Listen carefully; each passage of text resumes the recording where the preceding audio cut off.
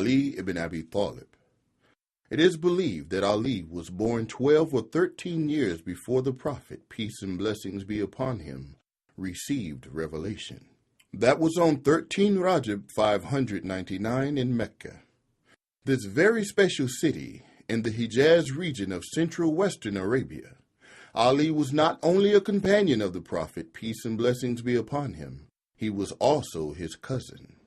Moreover, after he married Fatima Zahra, he became the Prophet's son-in-law. To top it off, he was the first young male to convert to Islam.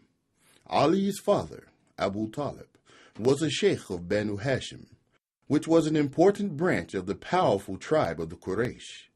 Abu Talib was one of the Prophet's uncles. When the Prophet, peace and blessings be upon him, was still very young, he became an orphan, and not long after that he lost his beloved grandfather. At that point, Abu Talib took responsibility for the Prophet, peace and blessings be upon him, and took him home to his house. Many years later, when he became a man, the Prophet married Khadijah. Ali was born 5 years later. Ali was only 6 years old when there was a terrible famine in and around Mecca. This made it difficult for Abu Talib to take care of all his children, so trying to help his uncle, the Prophet offered to take Ali and care for him and raise him in his house. Abu Talib agreed, so Ali grew up in the house of the Prophet, peace and blessings be upon him. What a blessing that was for him. When the Prophet received the divine revelation, Ali was only about 10 years old. Even though he was so young, he believed in the Prophet, peace and blessings be upon him, and accepted Islam. He was one of the first males to enter Islam. Despite his young age, Ali firmly supported the Prophet, peace and blessings be upon him, during the years when the Muslims were being persecuted in Mecca. In the year that the Prophet migrated to Medina, Ali risked his life by sleeping in the Prophet's bed. Allah had revealed to the Prophet that some people planned to kill him. So the plan was that Ali would impersonate him, peace and blessings be upon him, and thus allow the Prophet and Abu Bakr to escape and migrate to Medina. Because of his bravery, the evil plan of the Quraysh failed, and the Prophet managed to flee in safety. Ali survived the plot, but risked his life again by staying in Mecca to carry out the Prophet's instructions.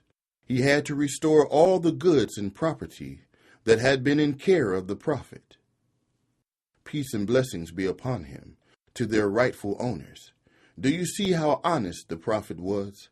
Even though the people who entrusted their riches to his care were his enemies, he, peace and blessings be upon him, still returned the trust back to them.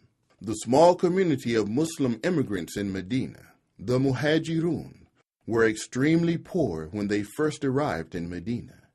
They had no land, no houses, and they had to live on the charity of the people of Medina, who had converted to Islam.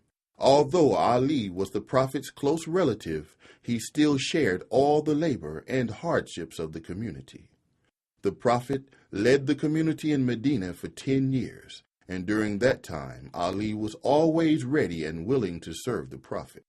Peace and blessings be upon him. In any way he could, he served in the army, led parties of warriors on raids, and carried messages and orders.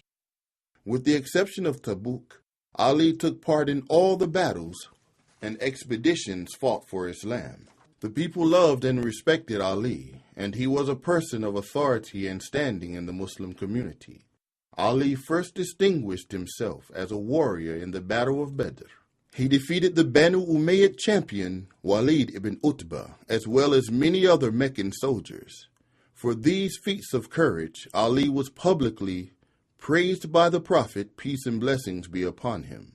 Ali's fighting prowess was well known in the Battle of Uhud, as well as many others, where he made good use of his sword known as Zulfiqar. In the Battle of the Trench, he killed Amr ibn Wud, one of the enemy's greatest heroes. The death of this man was a great calamity for the Meccan army. Ali was assassinated in the year 661.